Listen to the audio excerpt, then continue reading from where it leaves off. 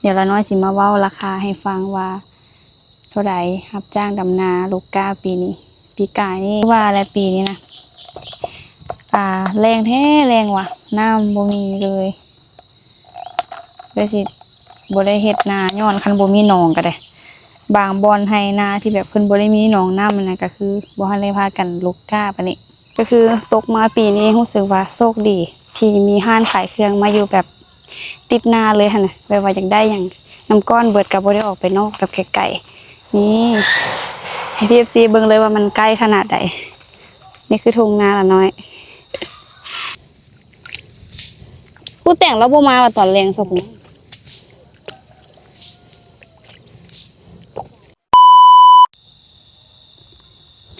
ทักทายสบายดียามเช้าเด้อTFCตอนนี้ละน้อยกลับมานาเป็นมื้อที่2มื้อนี้หันก็คือจะมาดำแน่ลูกแน่เพราะว่าก้าเมื่อวานนี้ก็บ่ได้หลายTFCตอนนี้คนรับจ้างเพิ่นกลับมาเรียบร้อยแล้วมื้อนี้ละน้อยสิมาบอกราคารับจ้างดำนาและก็ลูกก้าว่าเป็นเท่าใดไว้มื้อสวยเนาะนางลมกันตอนกินข้าวตอนนี้กำลังสิไปซื้อน้ำก้อน TFCก็คือตกมาปีนี้รู้สึกว่าโชคดีที่มีห้านขายเครื่องมาอยู่แบบ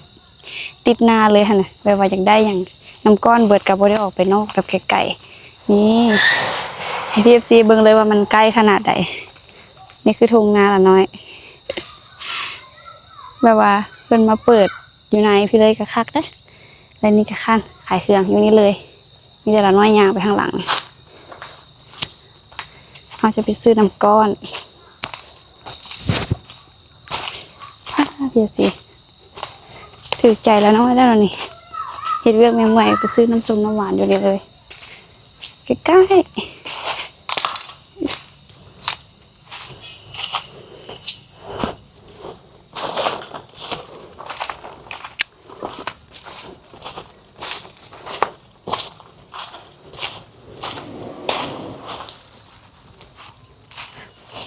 เปิดแล้วหรือยัง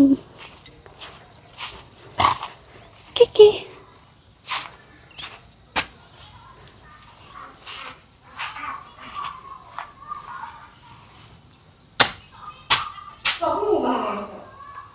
มีน้ำก้อนบอด้วยเอาให้เขาใน5,000โดยถ้าได้มาส่งดูดน้ำใช้นาหรอแม่หน้าบ่มีนะฝนกับบ่มาเมื่อคืนนี่เห็นตกหน่อยนึงนะตอนนี้อัน7 up เซเว่นอัพเหรอ ด้วย เซเว่นเมื่อวานนี้ก็ไปซื้อน้ำก้อนอยู่นี่ สวยจังเลยแล้วที่จะเอามาส่งเดี๋ยวไว้มื้อสวยสิมาเอาน้ำอีกอยู่ฮ้อนนะเฮ็ดดำนาก็เลยไปยังอีกเนาะ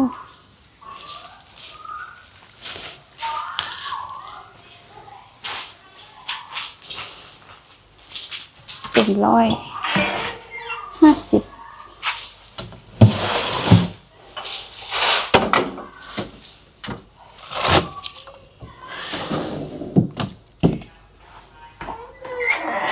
ันแข็งหรอแม่นบ่เป็นหยัง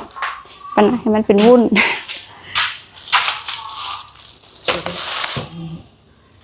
โอ้ยไอ้เอา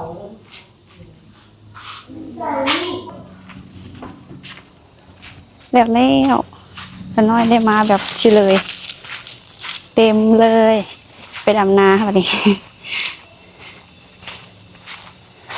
พักแท้อันนี้คือตะกี้หันก็ได้ซื้อเขามาเนาะซื้อเขามาก็บ่มีปัญหาดอกแต่บัดยามเบิดทันติดดำนาเมื่อยบ่มีให้อยากออกไปนอกเด้มันก็ไกลเติบ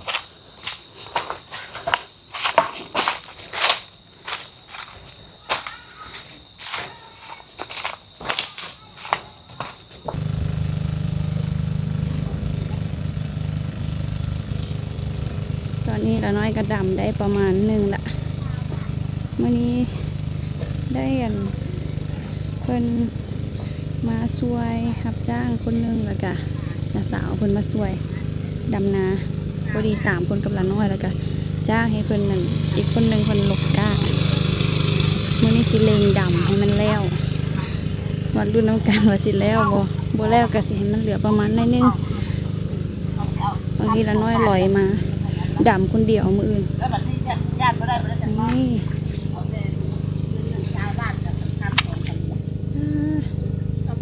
งามเข้าหน้าว่านตัวนั้นน่ะไข่นั้นงามยิบซีเมื่อวานนี้โบได้มาถ่ายโบเห็นมันดำนะแล้วค่อยเห็นว่าบอนะโอเคแดดอันบดจังซี่ไข่เนี่ยเนาะน้ำโบมียิบซีปีนี้แดดอัน82 หนบอกเพิ่นนะแบบว่าน้ำอยู่ในนานี่ก็คือทุกเม็ดเป็นดูดมาแต่หนองดูดเบิดมือเมื่อวานนี้ก็เลยค่อยมีน้ำไข่ค่อยมีน้ำไถนาคาดนาบ่ซั่นก็บ่มีเด็กเริ่มแห้งอีกแล้วนี่อายเพิ่นก็ติดจักดูดมาใส่อีกละแบบว่ามันบ่มีเนาะมีป่าพร้อมใครแต่ว่าเขามีหนองคันบ่มีหนองป่านี่แหละจักเสียวน้ำมาได้ไสใครยังอีกหนองหนึ่งใกล้สิแห้งแล้วได้หนองน้อยนะเพราะว่าเขาดูด2 มื้อแล้วเด้อายดูดมาใส่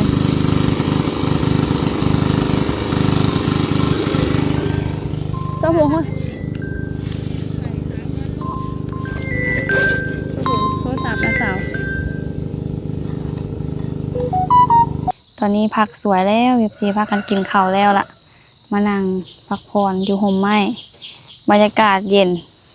ตอนนั้นขึ้นหน้าแล้วนะบดตอนนั้นนั่นละแดดบ่เข้าใจคือกันมื้อแรงนี่สิเล็งพากันดำพอโทรมาเมื่อกี้นี้บ่ให้อันอ้ายถ่ายคาดไว้ละเพราะว่ามันแบบว่าสิดำบ่ทันแล้วมันสิแห้งคือว่าอะไรปีนี้นะแรงแท้แรงว่ะน้ำบ่มีเลยสิบ่ได้เฮ็ดนาย้อนคันบ่มีหนองก็ได้บางบอนให้นาที่แบบเพิ่นบ่ได้มีหนองน้ำมันน่ะก็คือบ่ทันได้พากันลุกกล้าปานนี้บ่มีน้ำนี่ตัวนี้ก็เป่งมาใส่ให้กันตัวนี้เดี๋ยวละน้อยสิมาเว้าราคาให้ฟังว่าเท่าไหร่รับจ้างดำนาลุกกล้าปีนี้ปีกายนี่เท่าไหร่เนาะบ่จือขึ้นมาประมาณ20-30 พันนี่แหละปีกายนี้หันจ้างดำนาเป็น230,000ปีนี้เป็น250,000ดำนา250,000เป็นเงินบาทกับประมาณ360 บาทต่อมื้อหนึ่งลูกก้าแล้วมัน100หัน160,000วิซี160,000ก็เป็นเงินบาท230 บาทป้าเป็นแต่ไปรับจ้างดำนาเด้มื้อหนึ่งได้250,000 2 มื้อก็ได้500,000เกือบ1,000 บาท500,000ก็ได้วิซี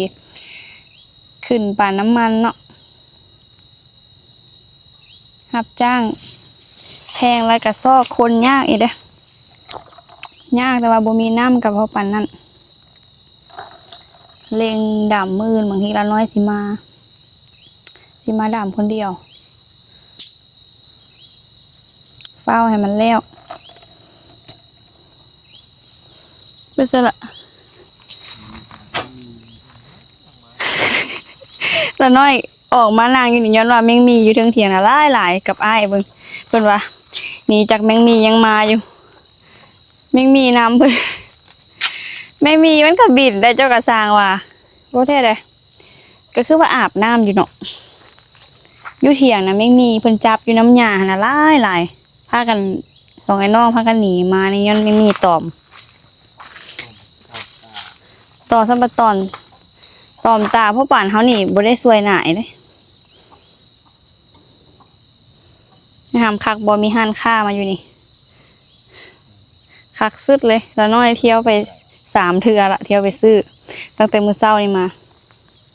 คักสู้ไทนาอยู่นี่ห้านค่าอยู่เป็นจังไดเนาะพีละน้อยเว้าราคาไปแตกต่างจากทางฝั่งไทยบ่ดำนามื้อนึงก็คือ360 บาทต่อมื้อนึงละน้อยตีเป็นเงินบาทโลกาละแม่น100หัน230 บาท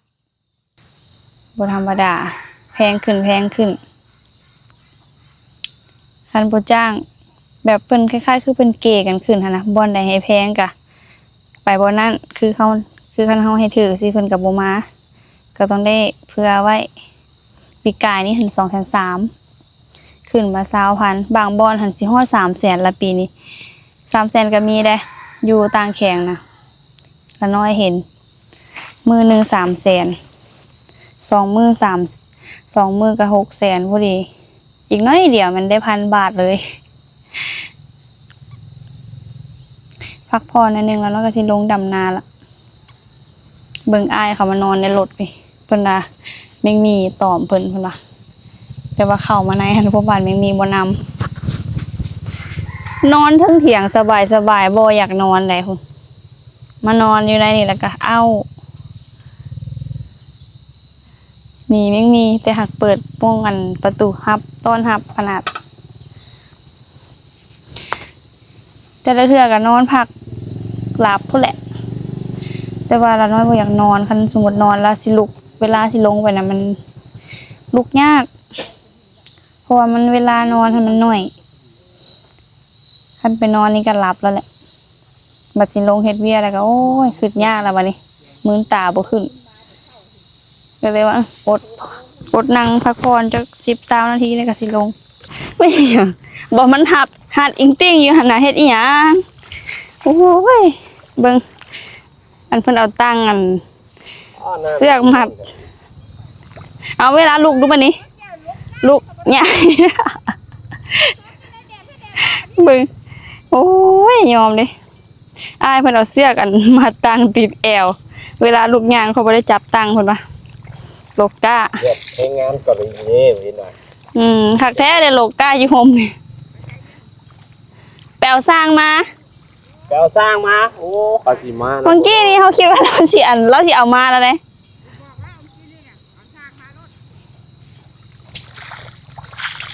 ก้าเหียนแท้เหียนวะเนาะป้าคันบดจะสิกับใครเนี่ยเนาะมาเราน้อยสิพามาดำนาเลยตอนนี้เป็นเวลา2 โมงครึ่งแล้วบ่จักบางอันเชือกกระบดบางเทือกระแดกบดจังซี่จนฮอดแรงได้บ่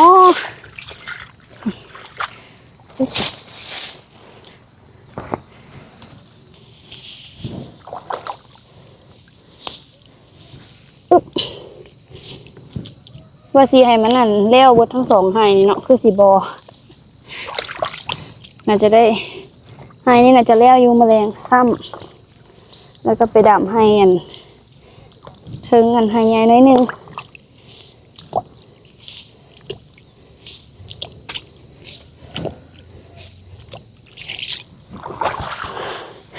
ตอนแรกยังว่าพอไข่เนาะสมองมีลมตอนนั้นเศร้านี่บ่ได้มีเลยเป็นคึมๆอยู่ซะ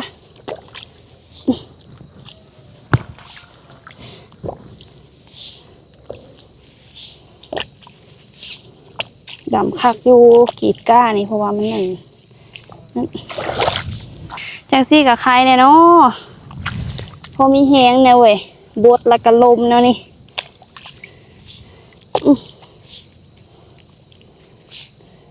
เป็นตอนนี้กำลังใจในการดำนาอยู่แล้วนี่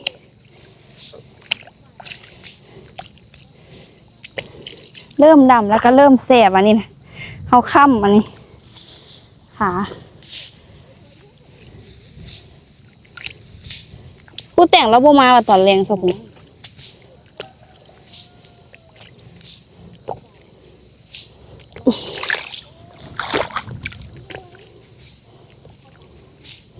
แต่ว่าอันให้นี่หันปีกายนี่ละน้อยบ่ได้ดำถือส่วงที่อันเดี๋ยวเฝ้างัวมันนุ่มดีขี้ต้มลายดำง่ายดำคักปีกายนี่มีแต่แม่กับคนรับจ้างจัดการมือป่าย2 มื้อนี่ก็แล้วดำคักให้มันนุ่มดีขี้ต้มลาย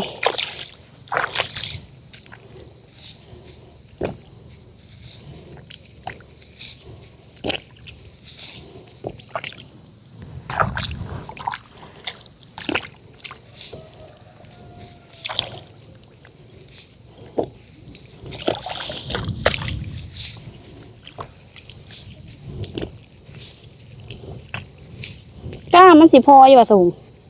เจ้ากะไอ้เบิร์ดนี่แหละอีพอหันย่านก้าบ่พอเขาหอมบ่ฮู้กะเขาตัวนี้วะจักบ่จือเขาดำมากก็สิประมาณ60-70นี่แหละ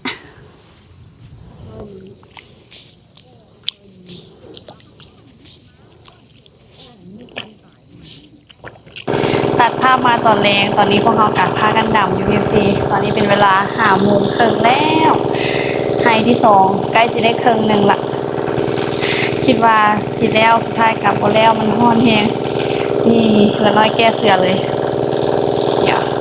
จะมาดำต่อซ้ำให้ไว้ประมาณครึ่งหนึ่งแล้วก็เอาไว้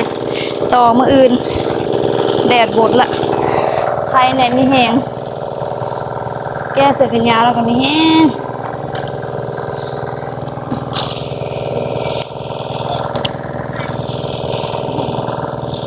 ถ้าเขียวงามตัวนี้ก็จะเป็นข้าวเหนียวได้ดำข้าวเหนียวละมื้อเช้านี้เท่ากันดำข้าวเจ้า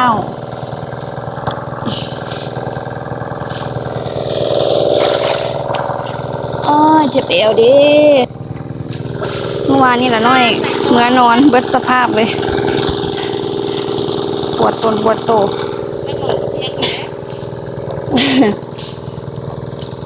ปวดตนปวดโตนอนแบบบูฮู้มือเลยจมพอจนได้ปลูกเอาเมื่อเช้านี่เมื่อแรงนี่กะสิคือกันเดินเขียวงามดีเนาะก้ามมัน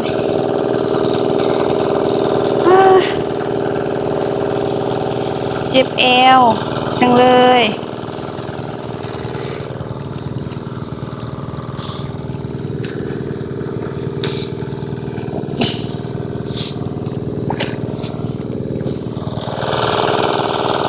ตะเวนตกดินแล้วตอนนี้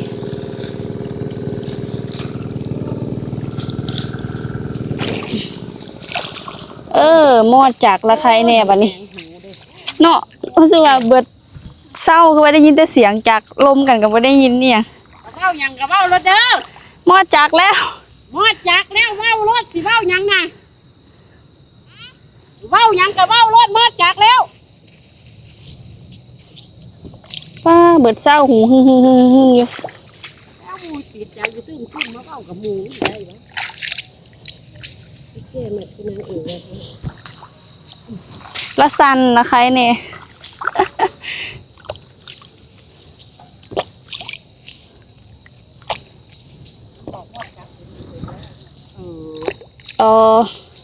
อยู่ไซฝนเมื่อคืนนี้ฝนก็ตกแห้งแต่มาบ่ได้ดนตอน1 โมงพอดีลุกขึ้นมาถ่ายวันนั้นละน้อยสิเอาขึ้นให้พี่ซีเบิ่งฝนตกตอน1 โมงปลายนี่แหละแห้งเติบแต่ว่าประมาณ2 นาทีแล้วก็เซา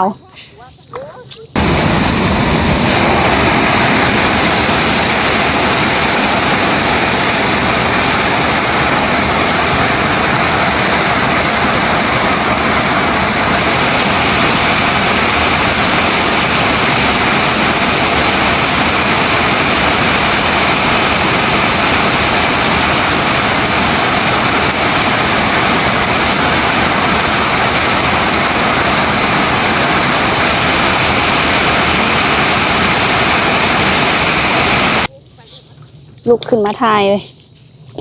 ถ่ายคลิปเลย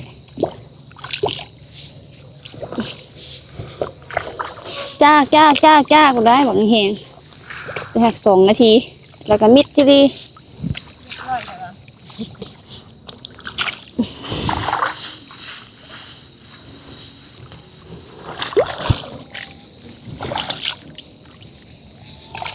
กูนะแม่นอีหยังเด้โอ้ใส่กันใช่ปะ